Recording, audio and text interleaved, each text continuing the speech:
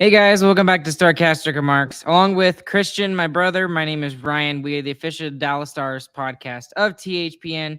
Go and use that promo code THPN the next time you go and use DraftKings Sportsbook. We thank them for being our sponsor of this episode of this podcast and all of THPN.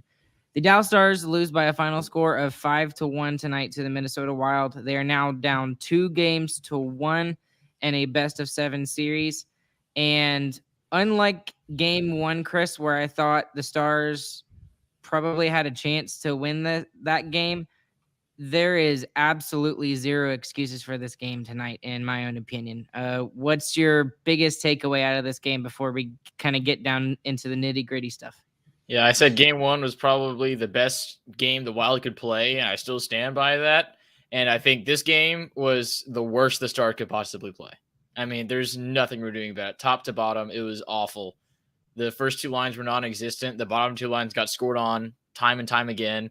The defense was terrible. Yanni Hakanpää made some absolutely atrocious plays. He went back to regular season Yanni Hakanpää, it looked like. We have allowed a power play goal in every single game. We are losing the special teams battle as a top 10 special teams team in both departments. So, yeah, the only redeeming part of this game is we won the faceoff percentage. Great. I think when you look at this game, there's two things that you really need to look at. And, well, there's a lot of things you could look at, to be honest with you. But there's two big ones in my head. The first one is just the lack of compete tonight and just the lack of effort. I don't know what the deal was tonight. It's I didn't think that I thought this was the most physical game of the series overall from the Minnesota Wild, and that's the part of their game that they kind of dive into. That's their identity, is they're a very big team. They're a very bully-like team. And it reminds me a lot of the St. Louis Blues back in the day. But the thing is that we've shown that we can handle this just fine. And the way we do it is by, and getting into my second point, is by playing our freaking game. We did not get anything going with our game tonight. Like nothing, zero from any of the four lines. And we allowed Minnesota to play their game. I mean, that's literally what this game boils down to. If you had to put it into a nice little box and give it to somebody for Christmas to explain how this game went, that's literally it. Minnesota played their game. Dallas didn't. Both teams held under 25 shots, or under 26 shots. Sorry. Minnesota got one at the end with their crazy empty netter. But yeah, that's exactly what the Wild want. They want low shooting, low chances. They want to keep the game defensive, and they did that all night long. And the Stars did not push for 1 second. There were some conversations I was having on Twitter with some other Stars fans, and they were saying they're already looking forward to game 4 during the second intermission. And I was like, no, guys, no, this is not it. It's still only a 2-goal lead. It's still the third period. We've shown we can come back in games. And I mean, we were down 5-1 against some teams and we were able to come back. Yes, it was against crappy teams, but we still showed that we could do it. And now looking back at that, I looked like an absolute fool saying that, because the way that they did not have anything going tonight. I think it was just a majority of both, a little bit of both. It was the Stars just didn't get anything going and they were not playing well, and Minnesota was. I disagree. I thought we played worse than Minnesota played good. I think Minnesota played fine. They did their job right. They were better offensively in game 1, in my opinion. They had more chances offensively. Maybe they were a little bit better defensively in this game, but the Stars didn't do anything. There was no pressure at any point of the entire game. I mean, if there's no forecheck the entire game, you just didn't show up. The Stars didn't show up today. That's what happened, in my opinion. You'll give credit where it's due. The Wild kept to their game plan. They did what they wanted to for the most part in the defensive zone, especially. But the Stars did not show up tonight. They weren't there. My biggest complaint is they've got a brand new goalie who's never been in the playoffs before in Gustafsson. And he's been good. He's been good this season for them.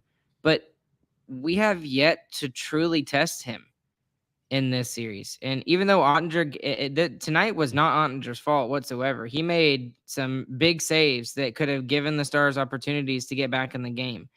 And they gave him no offense whatsoever. And Gustafsson has not been tested at all in the first game or in the third game.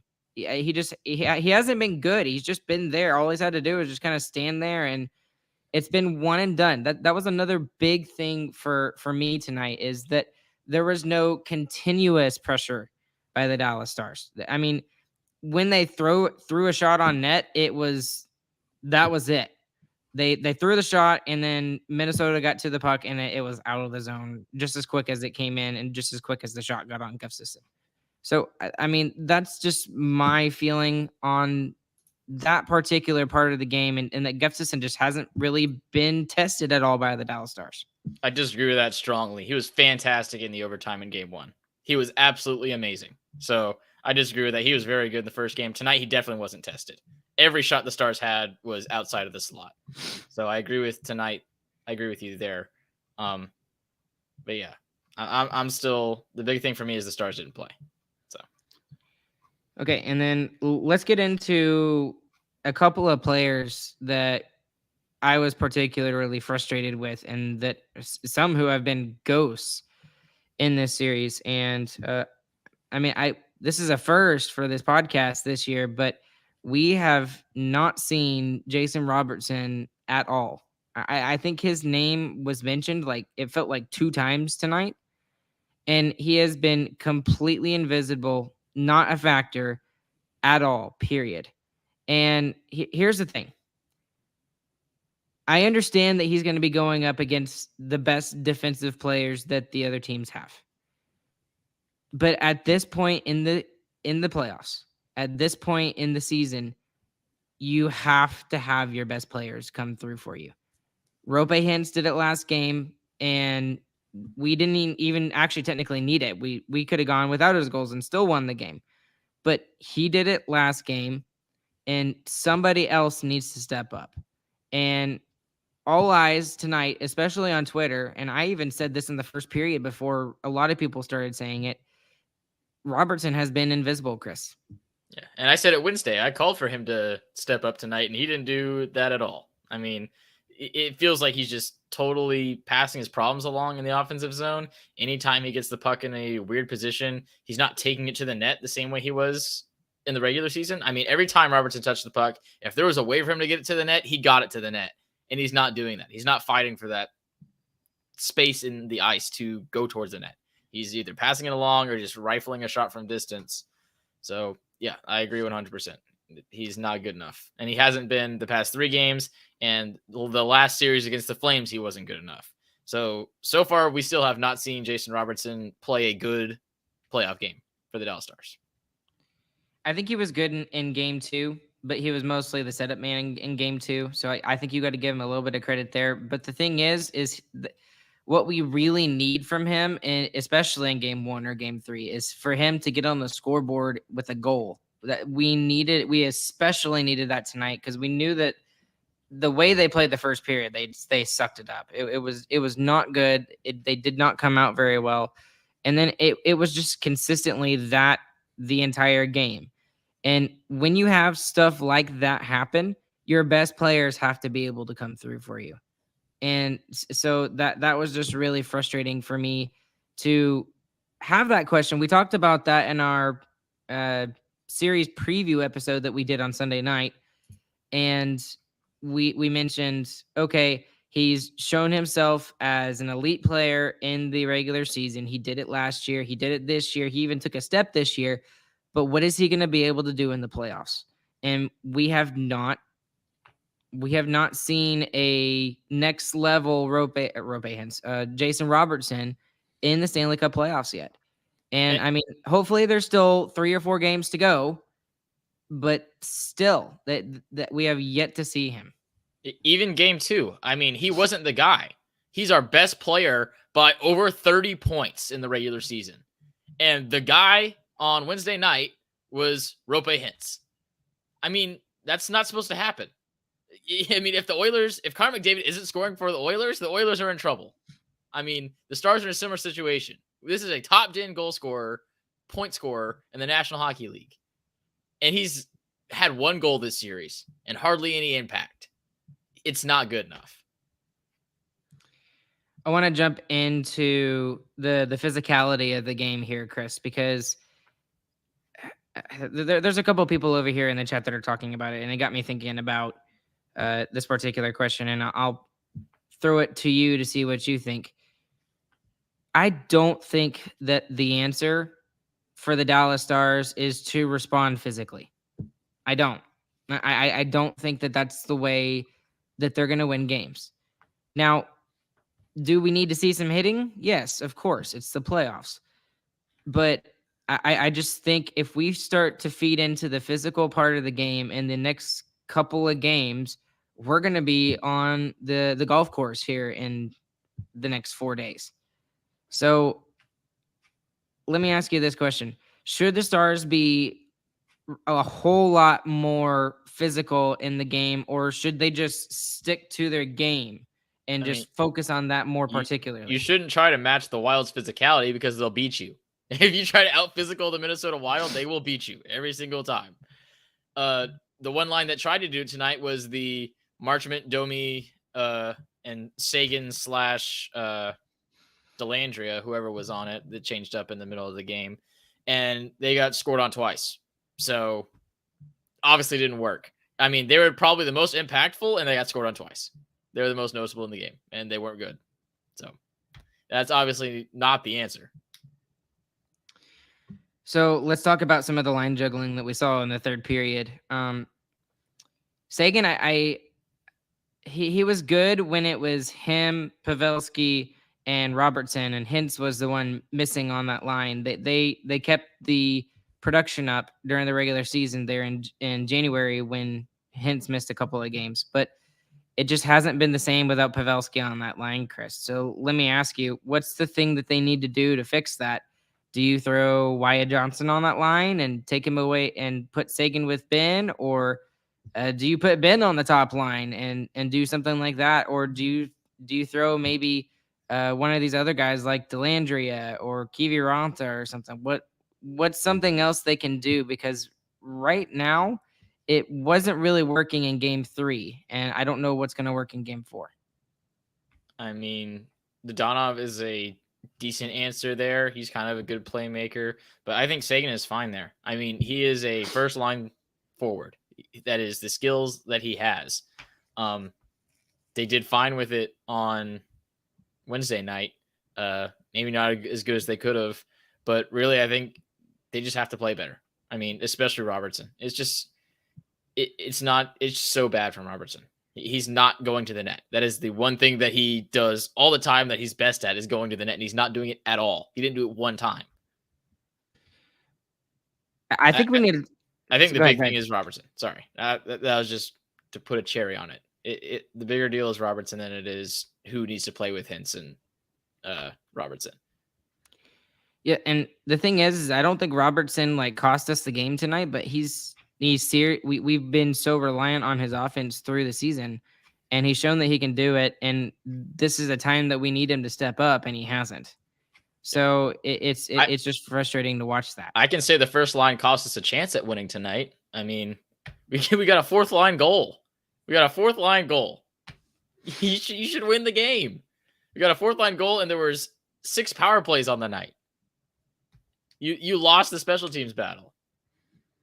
And Stars fans can complain all they want about the penalties tonight. They were not that bad. You can maybe argue for 1 or 2 more for the Stars, and that is it. And pretty much all 4 for the Wild were penalties. I mean, it's terrible. The Stars are not playing well. It was probably the worst game they could have played. So I want to get into the power play tonight because I wrote this at the end of the first period. Stars had an opportunity to get some power play goals, and they just did absolutely nothing with it. And I was really hoping that it wouldn't come to bite us in the butt tonight, but it did. And as good as we've been on the special teams battle, both the defensive and the offensive, the penalty kill and the power play, it's been good at times, especially the power play. but when we need it to be there and when we really need a goal or we really need to not give up a goal or something, it just hasn't been there. Does that kind of make sense? Yeah, I mean, that's objectively true, especially tonight. It's just we knew it was going to be a game that the Stars were going to have to be more defensively minded, and I mean they've played well on the road, and they didn't take advantage of their opportunities in the first period on the power play, and then like you said, Chris, this is the first time, other than one time in the regular season, that the Stars have given up a power play goal in 3 straight games. And we've done it with the first 3 games of the playoff series at the most important time of the year. So I would agree with you that even though we have, I think someone said the second best power play in the NHL in the playoffs right now, we're losing the special teams battle, and I think that's why Minnesota's up 2-1 right now. Yeah, and your power plays tonight came at the perfect times. I mean, you had a chance to jump on the Wild early and quiet the building, and then you had a chance to immediately respond to their goal. And you did nothing. They weren't even close.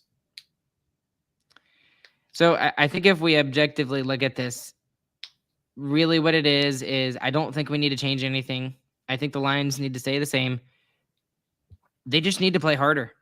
That's all it is. They just need to play harder. They need to get to their game and play their game. And maybe on the side be a little bit more physical and be ready to accept those checks. You just have to show up. If you show up, you give yourself a chance. And they just didn't even do that tonight. So, yeah, I agree. Nothing really needs to change. It's not really panic time. You really got to get the next game, though. I mean, you can't go down 3-1. Not many teams come back from that. Let's get into the defensive pairings tonight, because you specifically mentioned one player in Yanni Hakanpää who you thought had a really rough night. What did you see out of his game tonight? I mean, just turnovers all over the ice. Couldn't get out of his own zone. Iced the puck several times. He was terrible. Specifically, one play, he was in his own his own zone, and Duhaime just pestered him, and he just eventually gave the puck to Duhaime. I mean, didn't use his body. He is so much bigger than Duhaime, and Duhaime just stole the puck from him just so easily. He had all the time and space to do something, and he just sucked. And then Colin Miller, oh my gosh. The Johansson goal, the second goal of the game, dude's just a pylon. I mean, he's just existing. It was awful. I don't want to blame Miller for that as much. It was just what? It was. Hold on. It was more of Johansson making a really good play than it was Miller playing bad on that particular play. I do not think he had a good game tonight, but I'm actually going to look at Thomas Harley tonight, because I thought he had a very rough game tonight. And there were several plays that I know he was trying to get involved in on the offense, but he made some plays tonight that I have not seen him make in his previous 8 games that he's played with the Dallas Stars. He had some really aggressive pinches, but they were all in the third period, is what I'm going to argue there. But there was the one play where he literally blocked I think it was a Miller clearing feed, and it led to a goal for the Minnesota Wild, and it was in the second period. You mean Miller shot it at him? I mean, Miller.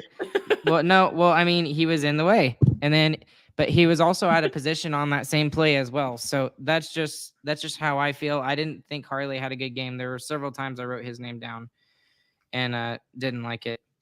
I thought it was funny, the Suter sucks chance. That was kind of fun. But apparently you can play for a franchise for 9 years, give 9 years of your life to a franchise, and doesn't matter. They hate you. Yeah, I mean, exactly. Take note, NHL players. I didn't think that the officiating was bad tonight, because I think we need to give them. I don't want to say credit because they have. I don't want to give them credit because they've had so many bad games that they have not done well in. But anybody that complains about the officiating tonight did not watch the game. I mean, the outcome of the game would not have mattered if we had been given 10 power plays and Minnesota got 1. The way we played tonight, on the power play, on the penalty kill, 5-on-5, 4-on-4, it didn't matter. We just did not compete tonight. And that's literally the game, Chris. It was 5-1, and the Wild hit like 5 posts. It could have easily been double digits for the Wild tonight. Very easily. Yeah, that's what I wrote at the end of the second period. I was like, the Stars are lucky that it's only 3-1 and they actually have a chance Yeah. to get back into this game. I was really hoping that, I don't know, that they were going to get back in this game somehow. And I still had some belief because they hadn't used any energy whatsoever Yeah. in the first 2 periods. I was like, they've got to have some energy left. And I don't know what happened tonight. That's literally, I don't have anything else to say. That's literally it. So I got one more thing to say. Dean Sure. Evison's an idiot. The Wild don't dive. That is incorrect. The Wild are top 5 in embellishment penalties in the entire league, and then they take another embellishment penalty tonight. So the Wild do dive. So you're just lying. I mean, I don't know why you would just lie. That's kind of weird. yeah, it was funny. Yeah. And I don't know if you saw it was Middleton at the end of the game when I think it was Delandria. Delandria got like gloved in the face. He got his, it's like high glove and to his own face. And then he started mocking Delandria and doing this all the way down the ice as he went back to his bench. I was like, dude, you look like an idiot. Just stop. I thought he was making another motion, but that's fine. Oh man. I mean, it looked like something else to me. It would have made sense. Just stop now. Stop now. Stop now while you're on top. It's okay. Okay. But just before we leave, and well, let's do biggest winner, biggest loser, and then I got one more thing I want to say before we close out tonight. So, Chris, you want to do biggest winner, biggest loser tonight? My biggest winner is. Oh, where did he go? How did I just forget his name? Oh my gosh, I am such a terrible podcaster. Do I need to go first? No, it's Matt Zuccarello. 2 goals tonight. He was fantastic. You forgot Zuccarello? You kidding me? I know. It's almost like it's midnight. Weird. Yeah. He had 2 chances. He buried both of them. The execution was immaculate. I mean, that's what I remember from when he played for the Stars. He was great. Matt Zuccarello, 2 goals. Fantastic. For me, I will do my biggest winner. I'll give it to Otter. He gave them a chance. He gave them a chance to get back in this game. Okay, no, that is criminal. That's wrong. Dude. What? Otter has an .833 save percentage. He made 1 big save after the Jason Robertson turnover. You cannot say he was the biggest winner. Yes, he was the biggest winner. He made 20 saves on 24 Okay, shots. You name me one other player that showed up better than Jake Ottinger tonight, and I'll give it to him. Name one. About 20 Minnesota Wild players. I'm talking about a Dallas Stars player. Name one Dallas Star player that played better than Jake Ottinger, and I'll give it to him. Glendening. On a lucky bounce? No, 75 save percentage, 5 minutes shorthanded time on ice, didn't get scored on shorthanded. No, you can't convince me. Jake Ottinger was not good tonight. He was not good. And with that, we're not going to argue about that because we'll just go in circles. Chris, you're an idiot. I hate you. No, I'm just kidding. Biggest loser, Jake Ottinger. Nah, you're going to say biggest loser, Ryan Chambers, because no, he chose Jake Ottinger. Jake Ottinger was not the biggest loser, but he was not good enough. I mean, I'm going to use the win condition thing. He was not this. He's didn't help the Stars win. He didn't make us lose, but he didn't help us win. Biggest loser is Colin Miller and Yanni Hakanpää. Both bad. I don't know. I will probably give no, you know what? I'm just going to do it. I'm going to give my biggest loser to the entire team. Everybody who skates in front of Jake Ottinger. No, I mean, nobody made a difference tonight. Nobody made a difference except for Jake Ottinger. He gave them a chance. It was 3-1 at the end of the second period. That's all you can do. That's what he did. And the Stars didn't give him any offense except for a Luke Glendening goal that was kind of a lucky bounce, if you ask me. 3 goals in 2 periods is not good goaltending. I disagree. Okay. Anyways, I do want to give a shout out to a couple of fans here. All right. So earlier the last couple of days, we've gotten some really, really, really nice reviews here. Yeah, hi Minnesota Wild fans. Yeah, hello. That's how you know. That's how you know you've really made it, right, Chris? Yeah, hate comments. I like that.